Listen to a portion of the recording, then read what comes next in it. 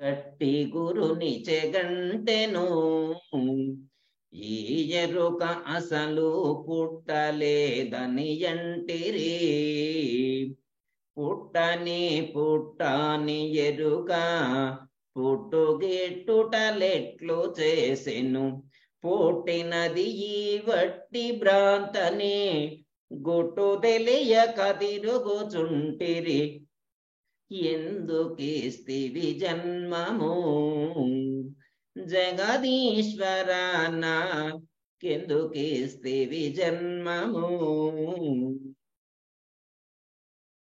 అయితే మనం జ్ఞానాన్ని విచారించాలంటే ఎవరి దగ్గర పడితే వాళ్ళ దగ్గర విచారించితే సరైనటువంటి జ్ఞానం లభించదండి.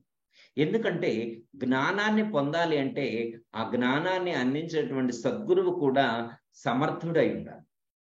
సమర్థవంతమైనటువంటి సద్గురువుని ఆశ్రయించినప్పుడు మాత్రమే సాధకుడికి ఉన్నటువంటి సర్వ సంశయాలన్నీ కూడా నివృత్తి అవుతాయి.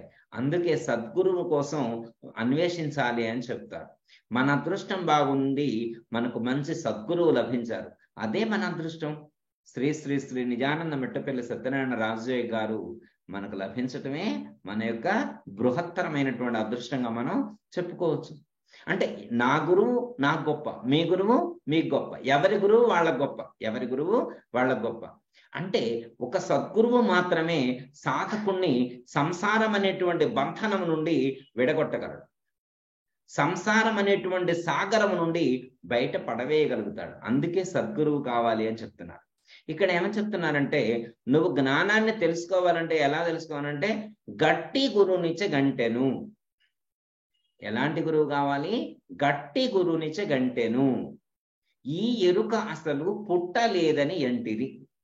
నువ్వు నిజంగా ఒక గట్టి జ్ఞానం అంటే మంచి స్థిరమైనటువంటి జ్ఞానం ఉన్నటువంటి సద్గురువు దగ్గరకు వెళ్ళి నువ్వు ప్రశ్నిస్తే వారు చెప్తారు. ఏమని చెప్తారు?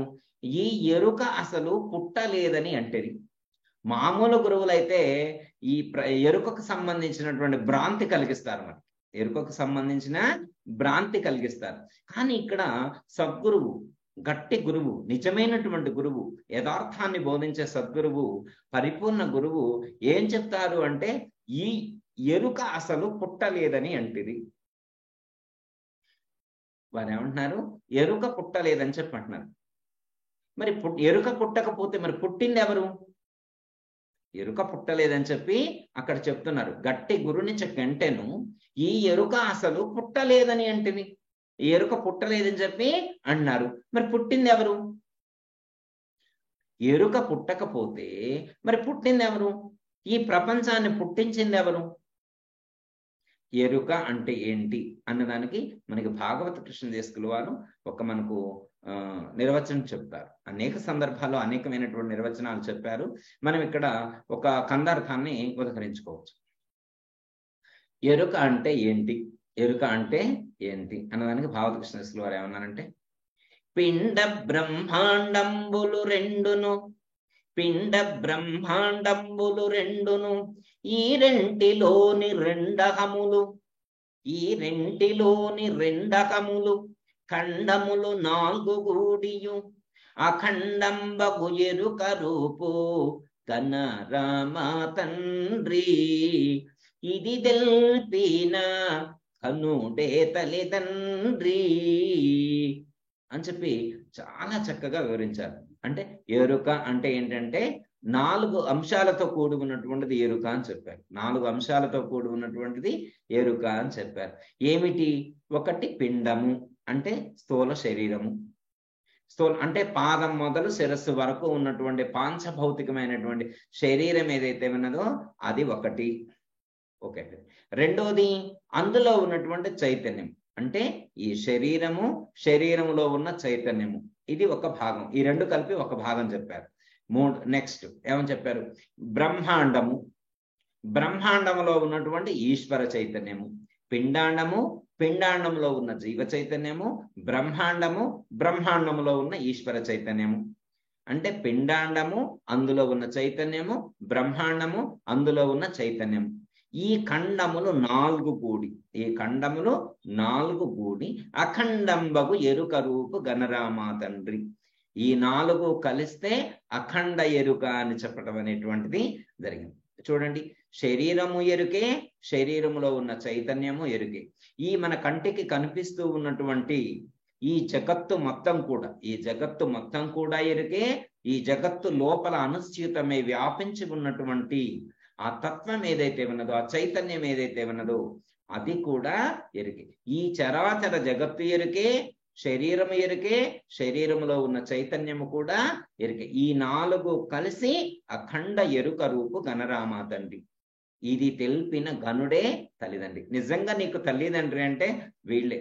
శరీరాన్ని ప్రసాదించినటువంటి తల్లిదండ్రులు ఒకళ్ళైతే, ఇలాంటి జ్ఞానము ద్వారా మనకు 2వ జన్మను ఎత్తేటు చేసి ద్విజత్వాన్ని ప్రసాదించినటువంటి ఆ సద్గురువును మనకు తల్లిదండ్రిగా సంబోధించటం అనేటువంటిది జరుగుతుంది. ఓకే, అర్థమైంది. ఎరుక అంటే పిండము, అందులో ఉన్న చైతన్యము, బ్రహ్మాండము, అందులో ఉన్న చైతన్యం. ఈ 4 కూడా అఖండ ఎరుక అన్నారు.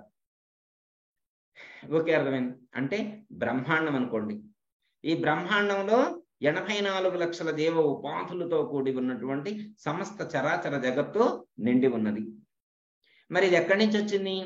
ఈ బ్రహ్మాండంలోనే మనం ఉన్నాం. ఈ బ్రహ్మాండంలోనే మనం, బ్రహ్మాండంలో మనమే కాదు, సమస్త దేవతలు కూడా, సమస్త దేవతా శక్తులు, సమస్త దేవుళ్ళు, సమస్త ప్రాణులు అన్నిటితో కూడి ఉన్నటువంటి 7 14 లోకాలతో కూడి ఉన్నటువంటి ఈ బ్రహ్మాండం మొత్తం కూడా ఒకటి.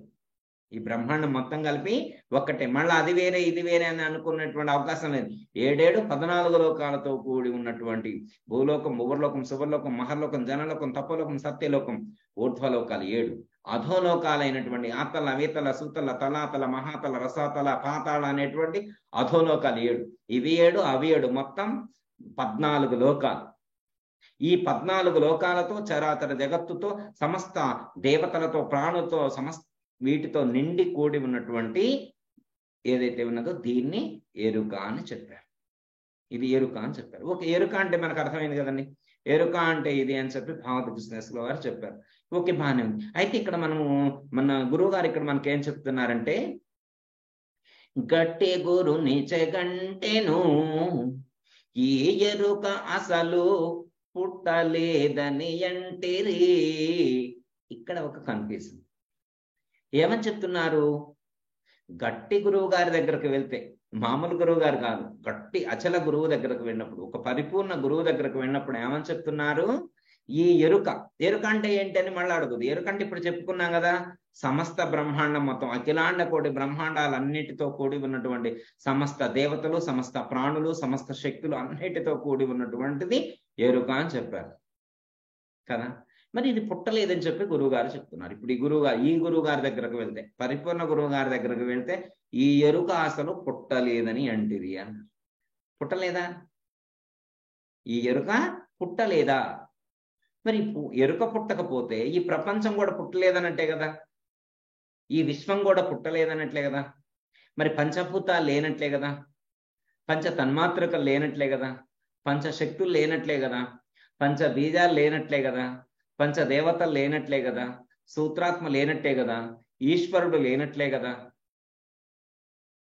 మరి ఇన్ని 33 కోట్ల దేవతలు, లేకపోతే అనేకమైనటువంటి దేవతా శక్తులు, అనేకమైనటువంటి ప్రాణులు, అనేకమైనటువంటి లోకాలు, అనేకమైనటువంటి దేశాలు, పర్వతాలు, నదులు, సముద్రాలు, ఇంత అనంతంగా వ్యాపించి ఉన్నటువంటి ఇంత బ్రహ్మాండం, అనేక సౌర కుటుంబాలతో ప్రకాశిస్తూ ఉన్నటువంటి, ఇప్పుడు మన చుట్టూ ఉన్నటువంటి ఈ 9 గ్రహాలతో కూడి ఉన్నటువంటి ఇది ఒక చిన్న సౌర కుటుంబం అనుకోండి.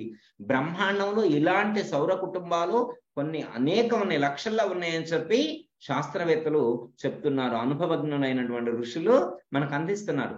మనం ఈ ఒక్క చిన్న సౌర కుటుంబాన్ని చూసే మనం ఇంత పెద్దగా ఉందా అనుకుంటాం. మరి అలాంటిది, మరి ఇలాంటి సౌర కుటుంబాలు అనేకంగా ఉన్నాయి ఈ విశ్వంలో. మరి వీటన్నిటితో కూడి ఉన్నటువంటి ఇంత బ్రహ్మాండం మొత్తాన్ని కలిపి ఏమంటున్నారు? ఎరుక అని చెప్పారు. ఈ 3 అక్షరాల పదంతో చెప్పేస్తా. ఈ మొత్తాన్ని కలిపి ఈ 3 అక్షరాల పదంలో ఇంట్రడ్యూస్ చేశారండి. ఈ పదంతో ఇంట్రడ్యూస్ చేశారు. ఎరుక అంటే ఇవి మొత్తం కలిపి అందులోనే ఉంటాయి. ఎరుక అంటే ఇవి మొత్తం కలిపి అందులోనే ఉంటాయి. ఓకే, అర్థమైంది. ఎరుక అంటే బ్రహ్మాండము, పిండాండము, అందులో ఉన్న చైతన్యాలు, ఇది అర్థమైంది. ఓకే, మరి ఈ ఎరుక పుట్టలేదంటున్నారు. గట్టి గురుని చెగంటెను ఏ ఎరుక అసలు పుట్టలేదని అంటిరి. గురువుగారి దగ్గర పోతే పుట్టలేదని చెప్పి గురుగారు. అప్పుడు శిష్యుడికి డౌట్ వస్తుంది కదా, మీకు రాలేదా డౌట్? మీకు డౌట్ వచ్చినట్లే నాకు కూడా డౌట్ వచ్చింది, చాలా మందికి అలాగే డౌట్ వచ్చింది. వెంటనే గురువు గారిని క్రాస్ ఎగ్జామిన్ చేయాలి కదా, వెంటనే అడగాలి కదా. పుట్టనే పుట్టాని ఎరుక పుట్టుగిట్టుటలెట్లు చేసెను, పుట్టనే పుట్టాని ఎరుక పుట్టుగిట్టుటలెట్లు చేసెను. మన శిష్యుడు వెంటనే ప్రశ్నించాడు, ఏమండి గురువు గారు, మరి ఇది పుట్టలేదన్నారు, ఈ ఎరుక పుట్టలేదన్నారు, మరి పుట్టింది ఏంటి? అది పుట్టకపోతే మరి ఇంత ప్రపంచం పుట్టింది కదా, ఇన్ని కోట్లాది ప్రాణులు పుట్టాయి కదా, 84 లక్షల జీవ రకాలు, అందులో మానవ ప్రాణి ఒక ప్రాణి. ఒక మానవ ప్రాణి ఈ ప్రపంచంలో కొన్ని వందల కోట్లలో ఉన్నారు. మరి ఒక మానవ ప్రాణి ఇన్ని వందల కోట్లలో ఉంటే మరి మిగతా ప్రాణులన్నీ ఒక్కొక్క ప్రాణిని లెక్కేసుకుంటే 84 లక్షల జీవరకాల్లో చేమలు, దోమలు, ఈగలు, చిలకలు, పక్షులు, పావురాలు, ఇట్లా అనేకమైనటువంటి ప్రాణులు మనం లెక్కేసుకుని ఒక్కొక్క ప్రాణిని లెక్కేసుకుంటే 84 లక్షలు. ఒక్క రకం మానవ ప్రాణి ఇన్ని వందల కోట్లు ఉంటాయి, మిగతా ప్రాణులన్నింటినీ కౌంట్ చేసుకుంటే ఎన్ని కోట్ల ప్రాణులు ఉంటాయి చూడండి. మరి ఇన్ని కోట్ల ప్రాణులతో కూడి ఉన్నటువంటి ఈ చరాచర జగత్తుతో కూడి ఉన్నటువంటి ఈ ఎరుక పుట్టలేదని అంటిరి. అది పుట్టకపోతే పుట్టింది ఎవరు? పుట్టనే పుట్టాని ఎరుక పుట్టుగిట్టుట లెట్లు చేశాను. దానికి పుట్టే లక్షణం లేకపోతే, ఆ ఎరుకకు పుట్టే లక్షణం లేకపోతే మరి పుట్టే లక్షణం ఎవరికుంది? ఎవరు పుట్టించారు? ఎక్కడి నుంచి వచ్చింది ఈ పుట్టే లక్షణం? ఇది ఎవరిది? పుట్టుట గిట్టుట అనేటువంటి లక్షణాలు ఈరోజు మనకున్నాయి. ఈరోజు మనం పుడుతూ ఉన్నాం, గిడుతూ ఉన్నాం. ఈ పుట్టుట గిట్టుట అనేటువంటి లక్షణాలు, రాకడా పోకడా అనేటువంటి లక్షణాలు, వచ్చుట పోవుట అనేటువంటివి, ఈ లక్షణాలు ఎవరికి సంబంధించినటువంటివి అని చెప్తే పెద్దలు విచారించారు. పుట్టుట గిట్టుట ఎరుక లక్షణాలు అని మనకు చెప్పారు, ఎరుక లక్షణాలని చెప్పారు. కానీ ఇక్కడ పై స్థాయికి వెళ్ళినప్పుడు దీన్ని ఎలా మనకు సమన్వయం చేస్తూ ఉన్నారంటే, మన పరిధిలో ఆలోచించినప్పుడు అయితే ఇదే క్వశ్చన్, పుట్టనే పుట్టాని ఎరుక పుట్టు గిట్టుట లెట్టు చేశాను అని చెప్పి ప్రశ్న. అది పుట్టకపోతే మరి ఇంత ప్రపంచాన్ని పుట్టించింది ఎవరు? ఇంత ప్రపంచాన్ని పుట్టించింది ఎవరు అనేటువంటి ప్రశ్న మనం ఉదయిస్తుంది. అయితే దీన్ని పుట్టించింది ఎరుకే. అయితే ఎక్కడ పుట్టలేదు? ఈ ఎరుక ఎక్కడ పుట్టలేదంటే పరిపూర్ణమునందు పుట్టలేదు. ఈ ఎరుక పుట్టలేదంటే అసలు పుట్టలేదని చెప్పట్లేదు, ఇది పరిపూర్ణమునందు మాత్రమే పుట్టట్లేదు అన్నారు. మరి పుట్టింది ఏంటయ్యా? భ్రాంతి పుట్టింది అని చెప్తున్నారు గురువుగారు. నాయన గారు ఏమని చెప్తున్నారు? పుట్టినది ఈ వట్టి భ్రాంతని గుట్టు తెలియక తిరుగుచుందురు ఎందుకిస్తివి జన్మము. గురువు గారు సేమ్ అదే స్టాండ్ లో ఉన్నాడు. మనం ఈ ప్రశ్న వేసినా గానీ గురువు గారు స్టాండర్డ్ అదే స్టాండ్ లో ఉన్నారు, అదే జ్ఞానంతో ఉన్నారు, మళ్ళీ అదే రిపీట్ చేస్తున్నారు. నువ్వు పుట్టలేదు ఆయన, భ్రాంతి మాత్రమే పుట్టింది. ఏం పుట్టింది? భ్రాంతి మాత్రమే పుట్టిందని. ఎరుక పుట్టలేదు. మరి ఎరుక పుట్టకపోతే నేను కూడా పుట్టలేదు, ఈ బ్రహ్మాండం కూడా పుట్టలేదు, సమస్త ప్రాణులు ఇవి కూడా పుట్టలేదని చెప్తున్నారు. ఇవి కూడా పుట్టలేదు అని చెప్తున్నారు. ఇది ఒక దట్టమైనటువంటి కళ అని చెప్పి పెద్దలు సూచించడం అనేటువంటిది జరిగింది. దీన్ని ఏమని చెప్తున్నారంటే, నీవు పుట్టలేదనైనా భ్రాంతి మాత్రమే పుట్టింది అన్నారు. నీవైతే పుట్టలేదు, భ్రాంతి మాత్రమే పుట్టింది అని చెప్పి పెద్దలు సూచించడం అనేటువంటిది జరిగింది. దీన్ని ఒక చిన్న ఉదాహరణతో మనం సమన్వయం చేసుకొని కంక్లూడ్ చేసుకోవచ్చు. పరిపూర్ణం స్థాయిలో కాకపోయినా కానీ భగవద్గీతలోని శ్రీకృష్ణ పరమాత్మ చెప్పినటువంటి భగవద్గీత స్థాయిలోనే దీన్ని మనం క్లియర్ గా అర్థం చేసుకునేటువంటి జ్ఞానాన్ని పరమాత్మ మనకు కల్పించారు, పరమాత్మ సూచించారు సద్గురుమూర్తి. ఆ జ్ఞానంతో దీన్ని సమన్వయం చేసుకునేటువంటి ప్రయత్నం చేద్దాం. ఎట్లా అంటే, ఇప్పుడు మనం ఉన్నాం అనుకోండి, మనం పుట్టాము అని చెప్పి అనుకుంటాం. భగవద్గీత ఏమని చెప్తుందంటే నువ్వు పుట్టలేదు అని చెప్తుంది. భగవద్గీత నువ్వు పుట్టలేదు అని చెప్తుంది. నీవే కాదు, నీ భార్య కూడా పుట్టలేదని చెప్తుంది, నీ పిల్లలు పుట్టలేదు, నీ తల్లిదండ్రులు పుట్టని. భగవద్గీతలో కూడా ఇదే చెప్తున్నారు. భగవద్గీతలో కూడా ఇదే చెప్తుంది. మరి పుట్టింది ఎవరు? ఆలోచించండి, పుట్టింది ఎవరు? ఎవరైతే పుడతారో వాళ్ళకి మరణం ఉంది. పుట్టిన వాడికి మరణం తథ్యం. జాతస్య హి ధ్రువో మృత్యు ధ్రువం జన్మ మృతస్య చ అని చెప్పారు. అంటే ఎవరైతే పుట్టుతారో వాళ్ళు ఖచ్చితంగా గిట్టి తీరవలసిందే. మరణం ఎవరికి లేదు. ఎవరైతే పుట్టారో వారికి మరణం లేదు. ఎవరు పుట్టలేదో వాళ్ళకి గిట్టుట్లేదు. ఎవరు పుట్టారో వాళ్ళు ఖచ్చితంగా శరీరాన్ని విడిచిపెట్టవలసిందే, మరణించవలసిందే, పుట్టింది నశించవలసిందే. ఓకే, మనం పుట్టలేదా? మనం పుట్టలేదని భగవద్గీతలోనే శ్రీకృష్ణ పరమాత్మ చెప్తున్నారు. మనకు అర్థమవుతుందండి? మీకు అర్థమయ్యే ఉంటుందని నేను అనుకుంటున్నాను. మళ్ళీ ఒకసారి గుర్తు చేస్తాను. మనకి షడూర్ములు అని చెప్తారు. షడూర్ములు అని చెప్పి మనకు చెప్తారు. చాలా సందర్భాలు చెప్పుకున్నాం. మళ్ళీ ఒకసారి గుర్తు చేస్తాను. దాంట్లో 3 రకాల ధర్మాలు చెప్పారు. శరీరానికి ఒక ధర్మం చెప్పారు. ఏమిటంటే పుట్టుట గిట్టుట శరీరం యొక్క ధర్మం. పుట్టుట గిట్టుట శరీరం యొక్క ధర్మం. అట్లాగే శోకము మోహము మనసు యొక్క ధర్మం. ఆకలి దప్పిక ప్రాణం యొక్క ధర్మాలు, ప్రాణధర్మాలు. ఈ 3 అర్థమైంది కదా. ఇక్కడ మనం మొదటిది ఇక్కడ మనం సమన్వయించుకోవాలి. శరీరం యొక్క ధర్మాలు ఏంటి? పుట్టుట గిట్టుట. అంటే శరీరమే పుట్టింది, శరీరమే పెరిగింది, శరీరమే నశిస్తుంది. నీవు పుట్టలేదు, నీవు పెరగటం లేదు, నీవు నశించట్లేదు అని చెప్పి భగవద్గీతలో చెప్తున్నారు, పరమాత్మ చెప్తున్నారు. నా హన్యతే హన్యమానే శరీరే, నా హన్యతే హన్యమానే శరీరే. నశించే శరీరంలోనే నశించకుండా నువ్వు ఉన్నావు. నువ్వెక్కడున్నావు? ఈ పుట్టి పెరిగి నశించే శరీరంలోనే నువ్వున్నావు. కానీ నీకు పుట్టుట గిట్టుట లేవు. పుట్టుట పెరుగుట గిట్టుట అనేటువంటివి నీకు లేవు అని చెప్పి క్లియర్గా స్పష్టంగా అర్థమయ్యేట్లు చెప్తున్నా. అంటే నేను పుట్టలేదు అంటే ఏంటి అర్థం? అంటే నా శరీరం పుట్టలేదని కాదు అర్థం, నేను పుట్టలేదని అర్థం. అంటే నేనంటే మరి శరీరం నేను కాదా? నేను పుట్టానంటే నేను శరీరం పుట్టినట్టు కాదా? అంటే చాలా మంది కూడా దేహ భావనతో, భౌతికమైనటువంటి జ్ఞానంతో ఉండి అలా ఆలోచిస్తూ ఉన్నారు, అలా భావన చేస్తూ ఉన్నారు. శరీరం పుట్టితే తాను పుట్టానని, శరీరం పెరిగితే తాను పెరుగుతున్నానని, శరీరం నశిస్తే తాను నశిస్తాను అనేటువంటి ఆలోచనతో చాలా మంది ఉన్నారు. కానీ తాను శరీరం కాదు, తాను శరీరం కంటే భిన్నంగా లోపల ఉన్నాడు. శరీరంతో పాటు తాను పుట్టేవాడు కాదు, శరీరంతో పాటు తాను పెరిగేవాడు కాదు, శరీరంతో పాటు తాను నశించేటువంటి వాడు. ఎవరు తాను? తాను ఆత్మస్వరూపము, తాను నాశము లేనటువంటి ఆత్మస్వరూపము, ఎప్పుడూ ఒకే విధంగా ఉండేటువంటి స్వరూపము.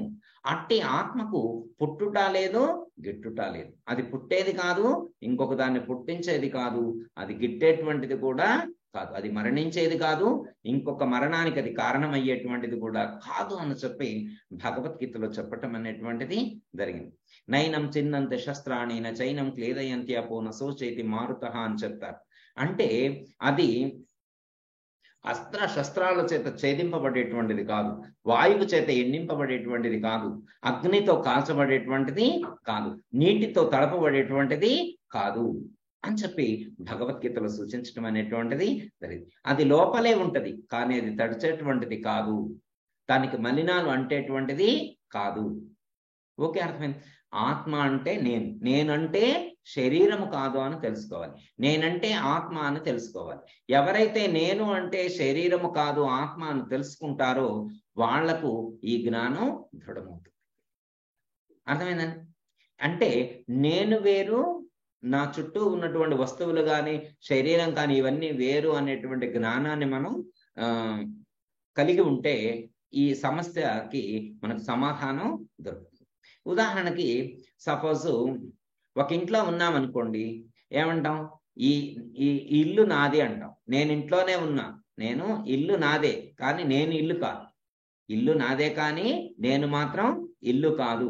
అంటే ఇది నా ఇల్లు అన్నప్పుడు నేను వేరు, నా ఇల్లు వేరు అనేటువంటి భావన కలుగుతుంది.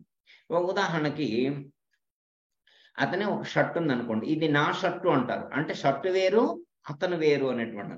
అతని దగ్గర కొంత ధనం ఉందనుకోండి, ఇది నా ధనము అన్నారు అనుకోండి, ఆయన వేరు, అతని ధనం వేరు. అంటే ఒక ఇంట్లో ఉన్నప్పుడు కొన్ని వస్తువులతో కూడి ఉన్నప్పుడు అవన్నీ నావే, కానీ నేను అవి కాదు అనేటువంటి భావనతో ఉంటాడు. ఓకే, ఇది అర్థమైంది. అంటే నేను వేరు, నా చుట్టూ ఉన్నటువంటి వస్తువులు వేరు. ఈ వస్తువులన్నీ నావే కానీ నేను ఆ వస్తువులు కాదు. ఓకే, ఇవంటే వస్తువులు అంటే తనకంటే వేరుగా ఉన్నాయి. తనకంటే ఒక బైక్ కానీ, కారు కానీ, ఇల్లు కానీ, వస్తువులు కానీ ఇవన్నీ కూడా తనకంటే వేరుగా ఉన్నాయి కాబట్టి అవన్నీ నావే కానీ అవి నేను కాదు అంటే ఒక అర్థం మనకి స్ఫురిస్తుంది. నెక్స్ట్ ఇంకొక స్టెప్ ముందుకి వెళ్ళిన తర్వాత, ఒక చెయ్యి ఉందనుకోండి, ఈ చెయ్యి నాదే, ఈ చెయ్యి నాదే కానీ చెయ్యి నాదే కానీ ఈ చెయ్యి నేను కాదు. ఈ చెవి నాదే, ఈ చెవి అయితే నాదే కానీ నేను చెవు కాదు. చెవి వేరు, నేను వేరు. ఈ కన్ను నాదే కానీ కన్ను వేరు, నేను వేరు. ఈ ముక్కు నాదే కానీ ముక్కు వేరు, నేను వేరు. అలాగే నా హార్ట్, ఇవంటే బయటికి కనిపించాయి, బయటికి కనిపించకుండా ఉండేటువంటివి లోపల ఉన్నాయి కదా.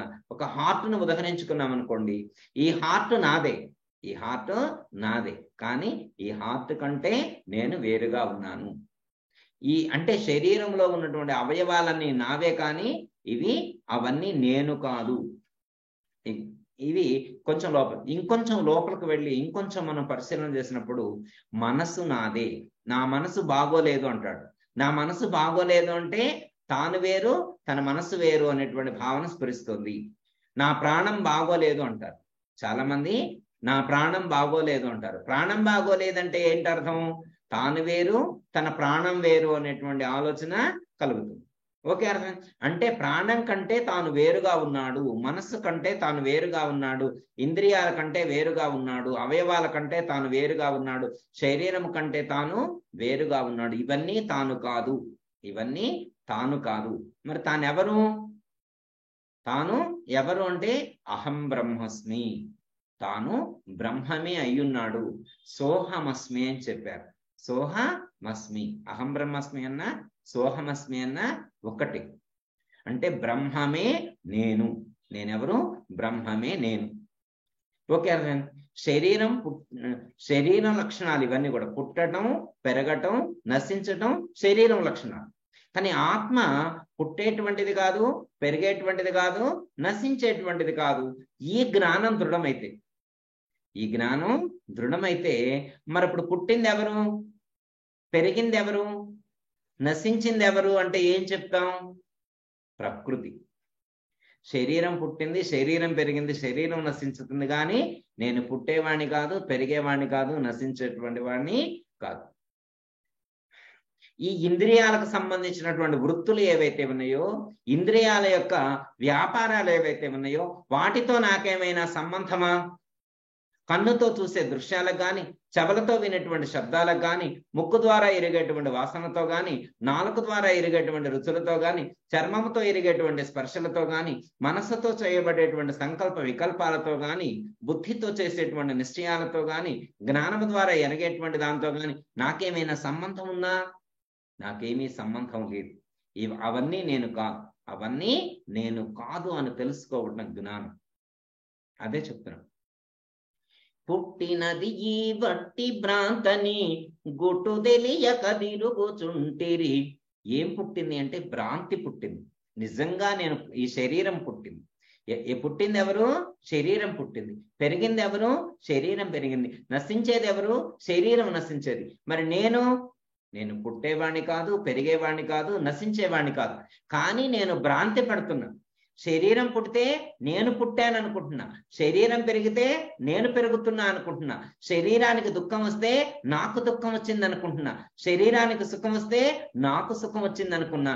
వాస్తవానికి ఈ దుఃఖాలు గాని, ఈ సుఖాలు గాని, పుట్టుట గాని, పెరుగుట గాని, నశించుట గాని ఇవన్నీ కూడా నాకు సంబంధించిన అంశాలే కాదు, ఇవన్నీ నేను కానే కాదు. ఇవన్నీ కూడా భ్రాంతిజన్యమైనటువంటివి.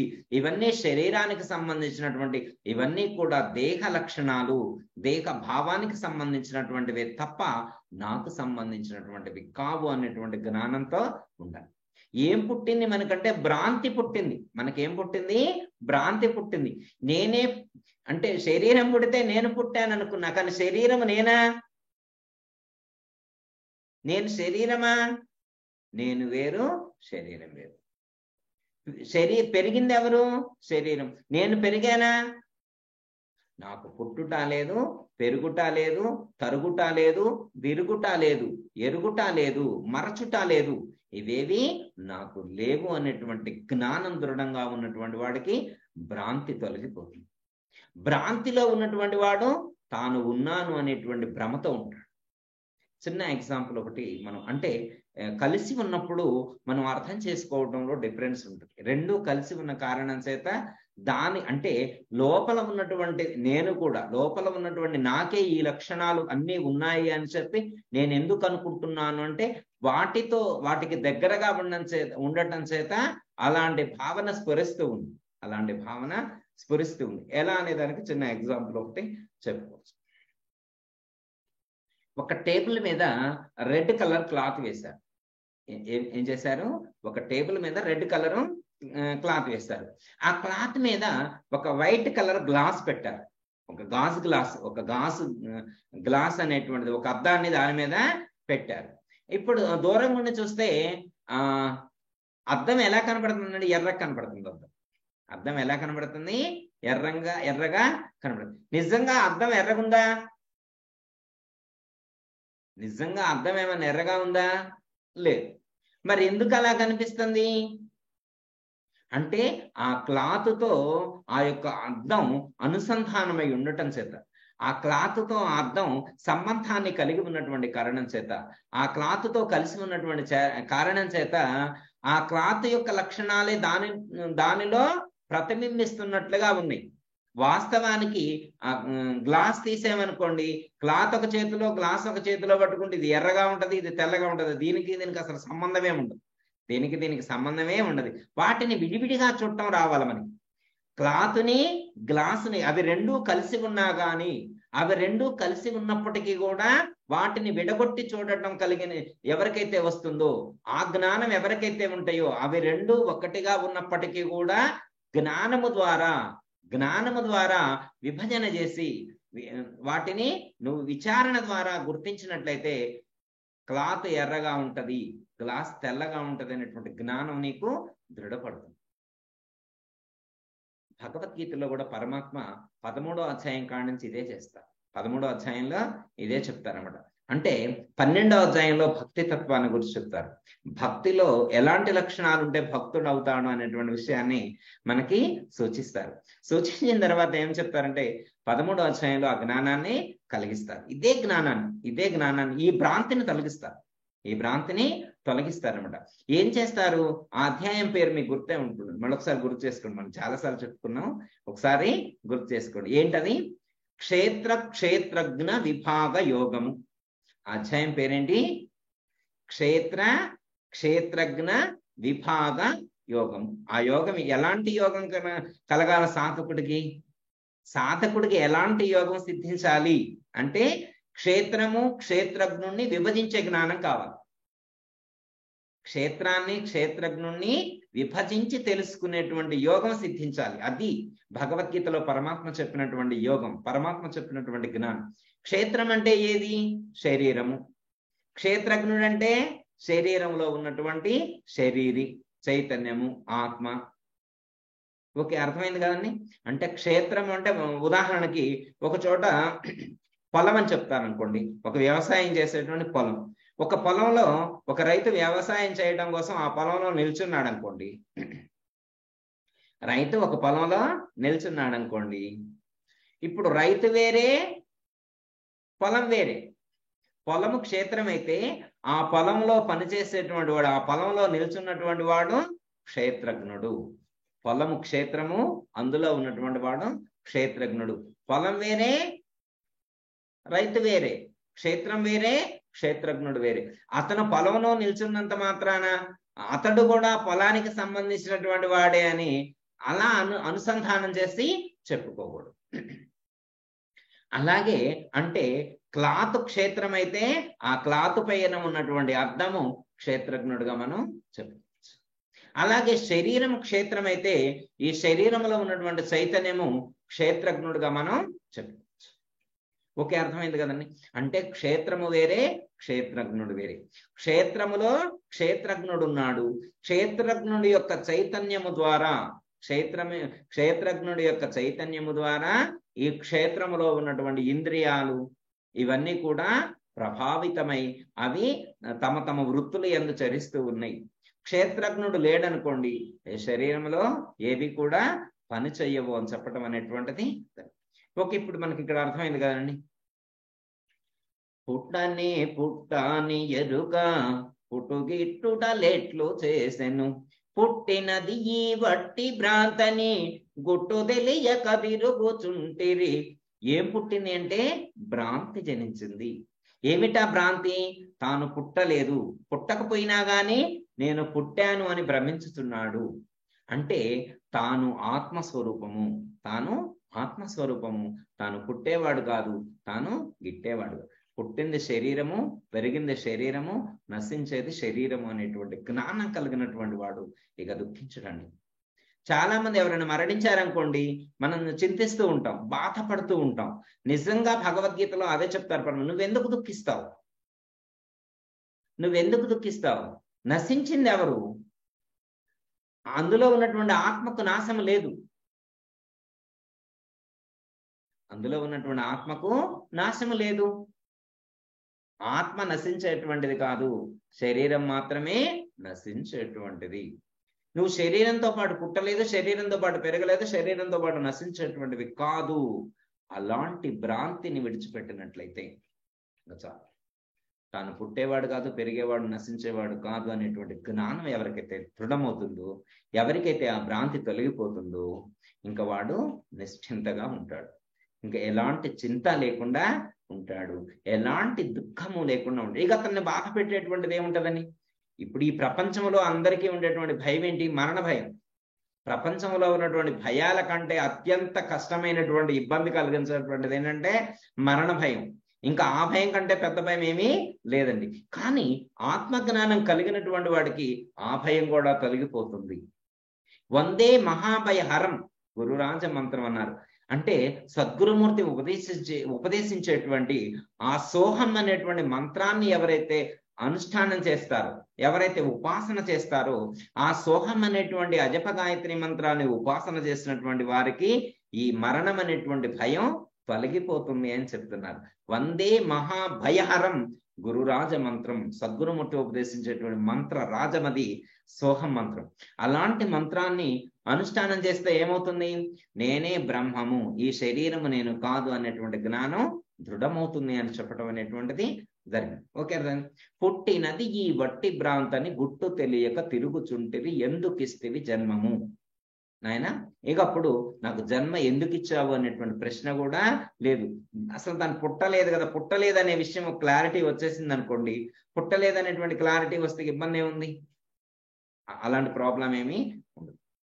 పుట్టకపోయినా కానీ పుట్టినట్లు ఎప్పుడు అనిపిస్తుంది? పుట్టకపోయినా కానీ పుట్టినట్లు ఎలా అనిపిస్తుంది అంటే చిన్న ఎగ్జాంపుల్ ద్వారా మనం సమన్వయం చేస్తాం. ఒకడు పడుకొని నిద్రపోతున్నాడు, మంచి ఒక ధనవంతుడు ఏసీ రూములో మంచి కాస్ట్లీ బెడ్ మీద పడుకొని, నిద్ర కూడా కాస్ట్లీగా ఉందనుకోండి, అంత హైఫై నిద్రపోతూ ఉన్నాడు. అలా నిద్రపోతూ ఉన్నటువంటి వాడికి ఒక కళ వచ్చింది. అతను ఒక దొంగ అయినట్లు, ఒకళ్ళ ఇంట్లో దొంగతనానికి వెళితే ఆ ఇంటి వాళ్ళు అతను పట్టుకొని పోలీసులకు అప్పచెప్పినట్లు, ఆ పోలీసులు ఇతను తీసుకెళ్లి బాగా కొట్టి జైల్లో పెట్టినట్లు, జైల్లో తను ఉంచినటువంటి ఆ రూములో ఆ దుర్వాసన వస్తూ ఉంది, అనేకమైనటువంటి పురుగులతో, దోమలతో చాలా చండాలంగా ఉందనుకోండి. అలాంటి రూములో, అలాంటి జైల్లో మగ్గి దుఃఖాన్ని పొందుతూ ఉన్నాడు. ఎప్పుడు ఈ జైల్లో నుంచి బయటపడతానరా దేవుడా అని చెప్పి బాధపడుతూ ఉన్నాడు. అప్పుడు సడన్ గా మేలుకు వచ్చింది. ఎందుకు మేలుకు వచ్చిందో తెలీదు, మేలుకున్నాడు. మేలుకుంటే ఎక్కడున్నాడు? ఏసీ రూమ్ లో ఉన్నాడు. మంచి హైఫై లైఫ్, భలేగా వచ్చిందే కళ. నేను నిజంగా దొంగనే అనుకున్న ఆ క్షణంలో, నిద్రలో ఉన్నంతసేపు నేను దొంగనే అనుకున్నాను, నేను జైల్లో ఉన్నానే అనుకున్నాను, నేను అనేకమైనటువంటి దోమలు ఈగలు వీటితో నేను బాధపడుతూ ఉన్నట్లు నాకు అనిపించింది, అక్కడ ఉన్నంతసేపు నిజంగానే జరిగినట్లు నాకు అనిపించింది అని చెప్పి అతను చెప్తున్నాడు.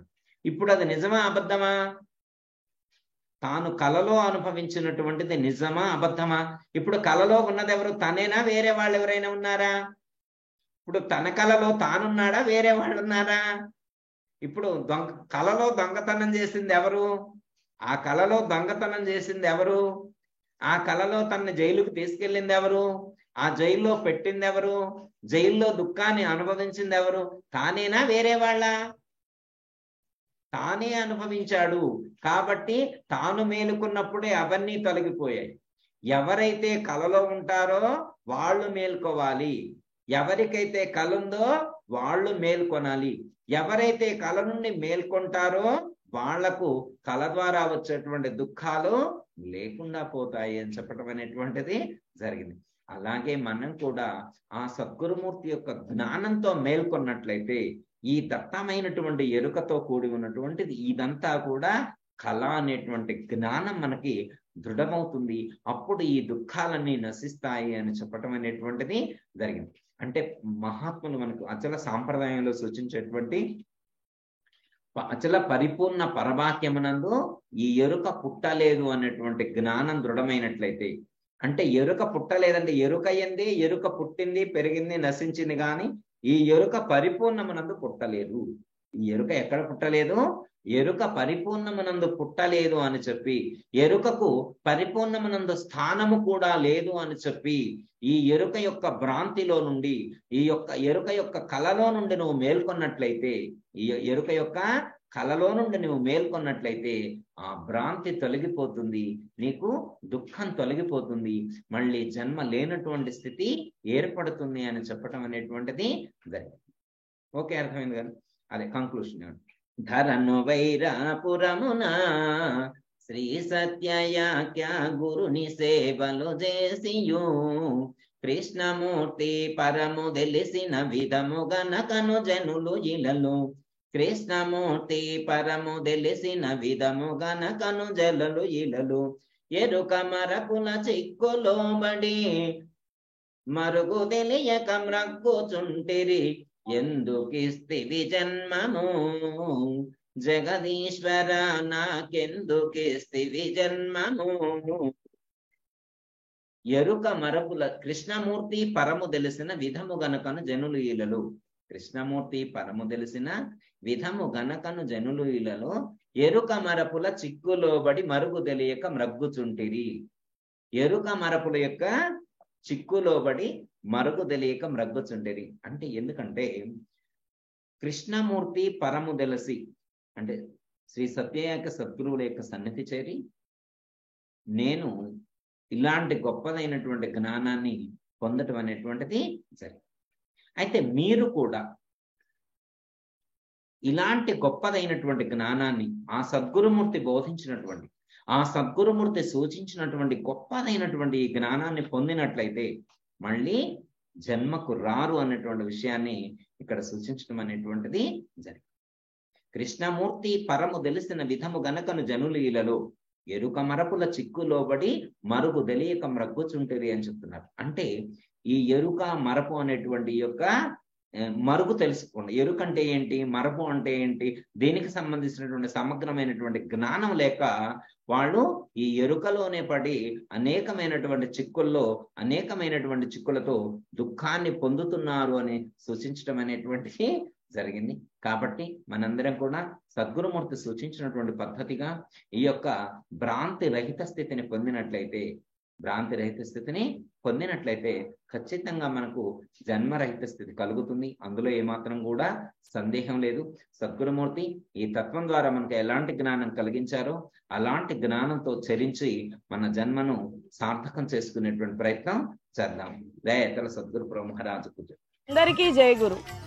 మరిన్ని ఆధ్యాత్మిక రహస్యాల కోసం అచల బోధ, ఆత్మబోధ, భగవద్గీత, అలాగే పండుగల్లో దాగిన అర్థాలు, అంతరార్థాల కోసం మరియు యోగము, ధ్యానము మొదలైన అనేక ఆధ్యాత్మిక తెలుగు ప్రవచనాల కోసం క్రింద ఉన్నటువంటి రెడ్ కలర్ సబ్స్క్రైబ్ బటన్ను క్లిక్ చేయండి.